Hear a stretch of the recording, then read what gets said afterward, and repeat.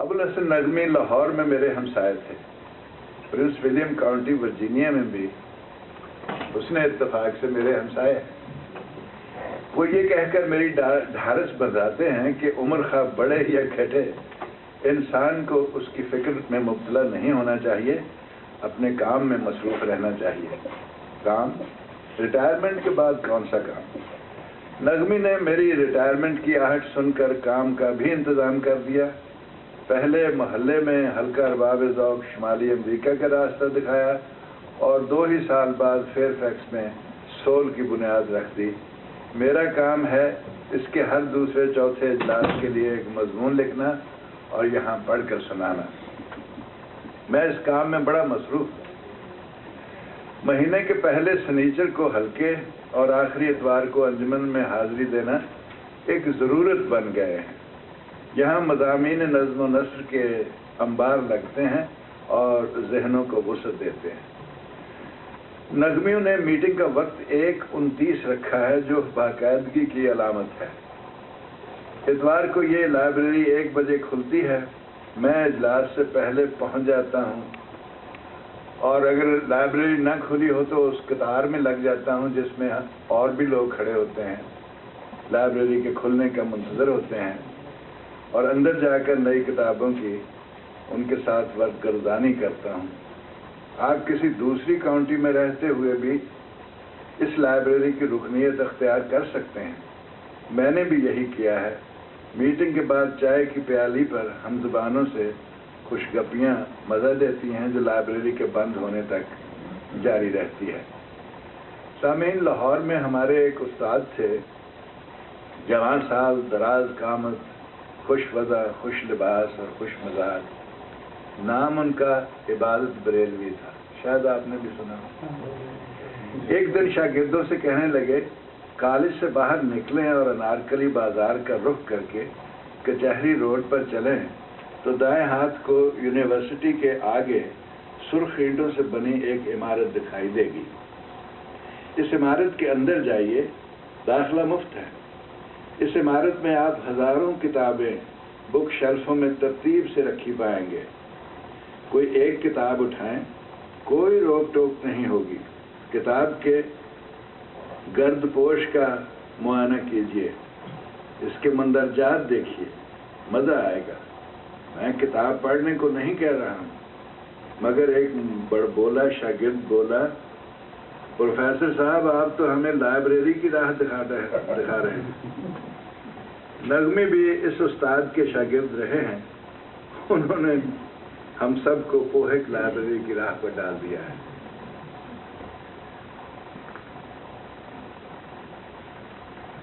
امریکہ میں رہنے کا ایک فائدہ یہ ہے کہ آدمی پہلی ترمیم کی چادر اوڑھ کر لب کشائی کر سکتا ہے۔ سول کے اغراض و مقاصد پر میرے تحفظات ہیں۔ مجھے اس جماعت کے ہدف پر اپنے خدشات ظاہر کرنے تھے، مگر جدید اخباری زبان کے مطابق میں اپنے تحفظات کا اظہار کر رہا ہوں۔ جب میں نے بتایا کہ سول امریکہ میں پاکستانیوں کے ہاں پیدا ہونے والے بچوں کو اردو سکھائے گی تو گھر میں لہر بہر ہو گئی۔ فرح ہائی اسکول ختم کرنے والی تھی۔ وہ اپنے ماں باپ کے ساتھ اردو میں بات کرتی تھی، مگر اردو لکھنے پڑھنے سے قاصر تھی۔ وہ رومن حروف میں ایک مضمون لکھ کر لائی اور اس اجتماع سے داد وصول کر کے چلتی بنی۔ اب وہ یونیورسٹی میں ہے، ایک انٹرنشپ کر رہی ہے اور ہم اس کی صورت کو دیکھنے کو ترس گئے۔ وڈ برج ورجینیا میں آپ کے منتظر کباب اینڈ چکن گرل، لذیذ ترین کھانے، بہترین سروس، ہر قسم کی پارٹیز کے لیے وسیع و عریض ہال، پاکستانی، انڈین اور افغانی کھانوں کے لیے کباب اینڈ چکن گرل کا جواب نہیں۔ تازہ اور لذیذ کھانے صرف ذبیحہ حلال سے تیار کیے جاتے ہیں۔ دور دراز علاقوں کے لیے کیٹرنگ کی سہولت۔ کباب اینڈ چکن گرل۔ اس نے وعدہ کیا تھا کہ وہ اس اجلاس میں آج شریک ہوگی اور اس نے ایک نظم بھی لکھی تھی پاکستان ٹیلی ویژن کی جو خواتین اینکرز ہیں ان کے بارے میں، لیکن وہ بتا رہی تھیں کہ میں بہت مصروف ہوں اور میں شاید کل ان کا کوئی امتحان بھی ہے اور وہ نہیں آ سکی ہیں اب تک. میں ان کی راستہ دیکھ رہا تھا. ان کا ایک چھوٹا بھائی ہر لحاظ سے اس سے چھوٹا ہے.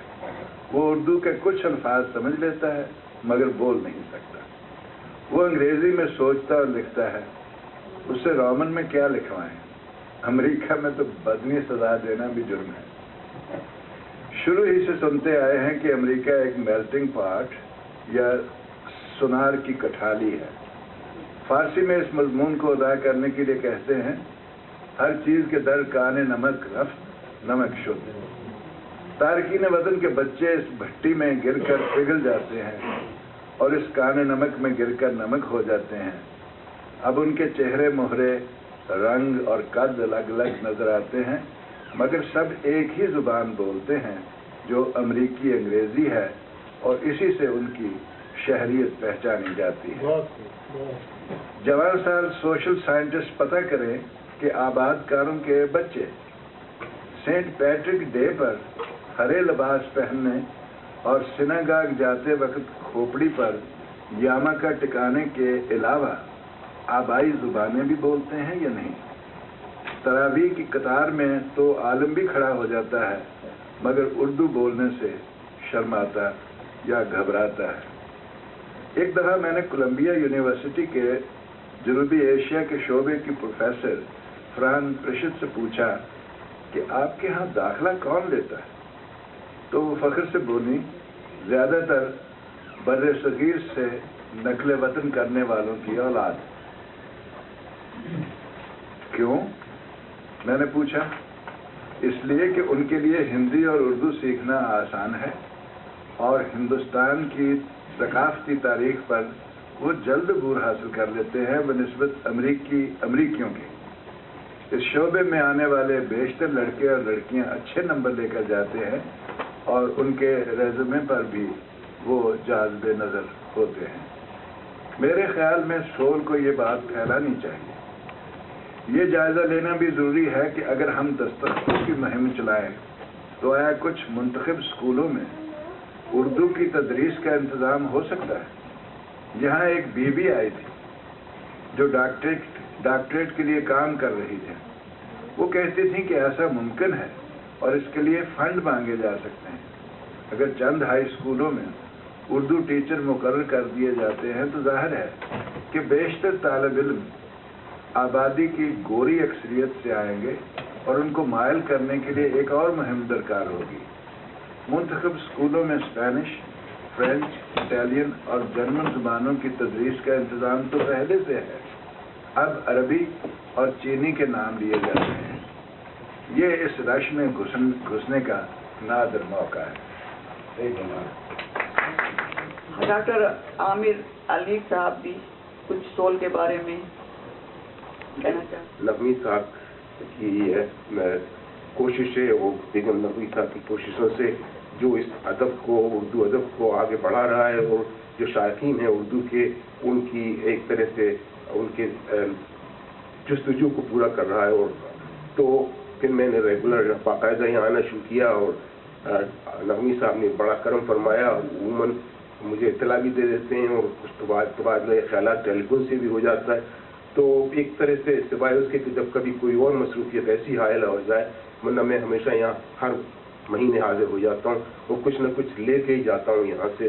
اور بڑی خوشی ہوتی ہے نہ صرف یہ کہ ایک سوشل ملنے ملانے کا اوکیزن ہے، اس سے بڑی ایجوکیشن ایک تعلیمی ایک طرح سے میں محسوس کرتا ہوں کہ اس کی اہمیت یہ بھی ہے کہ جو سامعین ہیں جو بیٹھنے والے ہیں وہ ان سب کی تھوڑی بہت علمی اور ادبی ذہنی ترقی ہوتی رہتی ہے یہاں پر اس